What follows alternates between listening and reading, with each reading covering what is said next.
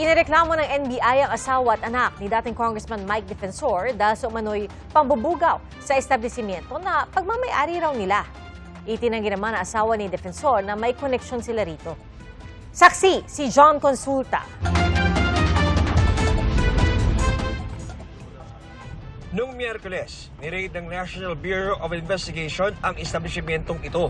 Family KTV raw ang pronta sa ibaba. Pero may karugtong umanong hotel kung saan umano may mga binubugaw na babae sa itaas. Connected yung hotel. Merong secret na passage papunta ron sa hotel. Pag naayos yung transaksyon, aakyat na doon sa hagdanan sa likod, paakyat diretso ron sa mga kwarto na pinapalabas nila ng hotel. 54 na babae ang naligtas mula sa lugar.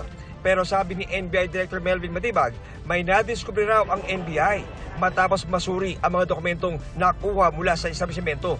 Ito pala, ang mga may-ari, yung asawa nga ni Mike Defensor at anak niya. So yung mga documents revealed na sila yung may mga kinalaman dito. No?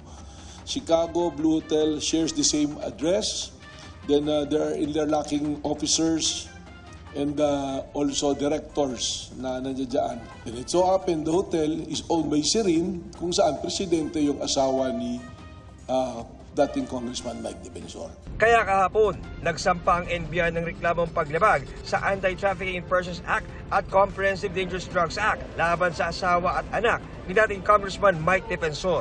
Ang asawa raw ni Defensor ay chairman umano ng kumpanyang may-ari umano ng hotel habang treasurer naman ang kanilang anak. Pero sa isang pahayag, mariin niyang itinanggi ng may bahay ni Defensor na si Julie. Giit niya, wala silang kaugnayan sa tinarget establishmento o sa operasyon nito. Ano man daw ang tangkang iugnay dito ang kanyang pamilya ay isang sinadya, mapanganib at desperadong kasinungalingan. Obvious daw na ang motibo sa Anyay smear campaign na ito ay mag-imbento ng kaso laban sa kanya at sa kanyang anak. Bahagi raw ito ng Anyay walang tigil na pattern ng harassment dahil daw sa mga Anyay political attacks. Nawalan na ng trabaho ang tinatayang 1,000 nilang empleyado dahil lang iniuugnay sila sa asawa niyang si Mike. Kung meron raw hinaing si Matibag na personal o politikal sa kanyang asawa, dapat resolbahin niya ito ng direkta at huwag gamitin siya, ang kanilang anak at kanilang mga empleyado. Matatanda ang iniugnay si Defensor at kanyang asawa sa paglutang ng 18 mga dating sundalo noong Marso na nagsabing kasama raw sila sa mga inutusan na maghatid ng mali-maletang pera sa ilang opisyal kabilang si Pangulong Bongbong Marcos. Sinupino na rin noon ng NBI ang mag-asawang Defensor ukol dito.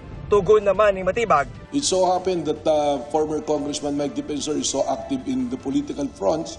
Tapos ngayon may nangyayaring illegal na involve yung pamilya mo, i-connect yun doon sa politika. I don't think that is fair, no? That is not fair to the men and women of the law enforcement. ayon kay Director Matibag, SEC documents ang isa sa kanilang pinagbasehan sa pagkasampa ng reklamo. Maganda, sagutin lang nila dahil malinaw naman, the law is clear kung ano yung violation ng anti-human trafficking.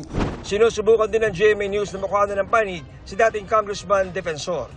John Consulta ang inyong saksi.